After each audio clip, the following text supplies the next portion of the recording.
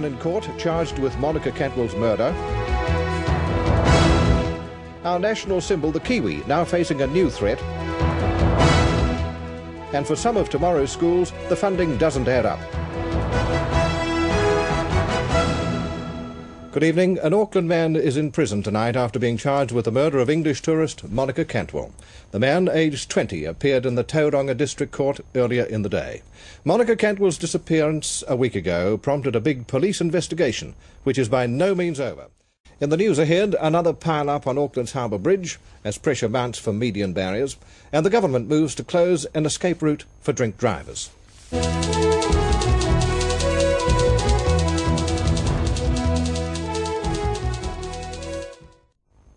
Traffic officers are to get the right to enter private property to arrest drivers.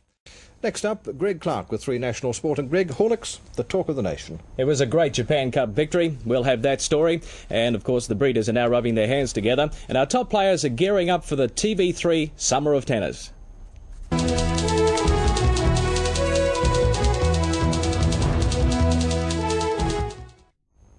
Good evening. Well, we'll have to wait a couple of weeks before we can welcome home our latest sporting sensation, Horlicks. Well, our cricketers may not be going too well, but Philip, it looks like being a great summer of tennis. And we're looking forward to it, Greg. Still to come, Belinda Todd with 3 national weather.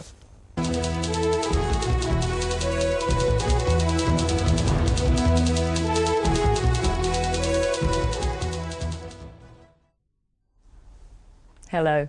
Well, it's been a bit of a miserable Monday in most places, though Kaitaia did see the sun this morning, and I bet everyone in the Milford Sound's feeling pretty smug because you had one of the few places to have a fine clear day all day. Taking a look at the temperatures, and the North Island highs weren't very. 20 was about as much as anybody could manage, while in the South Island, Milford Sound again was the odds-on favourite. It had 22 degrees, while Dunedin only got halfway there with 11. Unfortunately, we don't have a satellite picture for you today, but I can tell you what you would have seen if we had had one. That's cloud and more cloud covering most of New Zealand. And the reason for this? Well, these 2 weak fronts here and this low up here, they're the culprits. Now by noon tomorrow, these lows are expected to have moved off to the east, and this large high is on its way. Unfortunately for tomorrow, though, we're sort of squeezed in between, so most of the country will fall victim to some cold air flows. To tomorrow's temperatures, not exactly t-shirts and jandals weather, especially in Wellington, a chilly 12 degrees. Cool throughout the South Island too, unless you're a coaster, in which case you've got good reason to be pleased with yourself.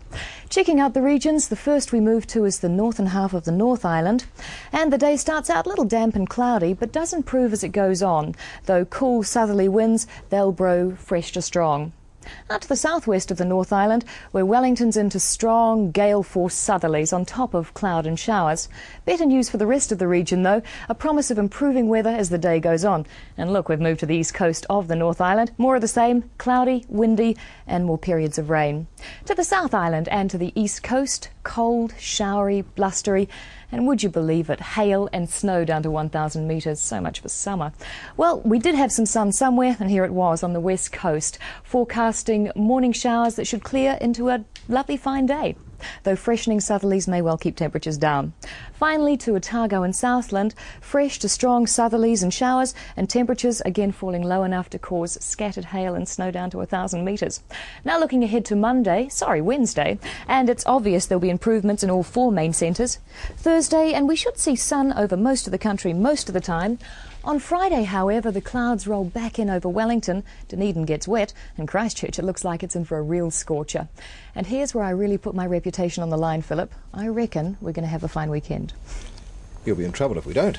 A vote of confidence in TV3 on its first day of transmission. All 5.5 million shares offered in a public float have been fully subscribed.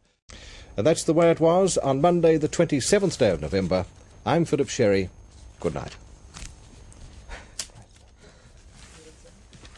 Hold on.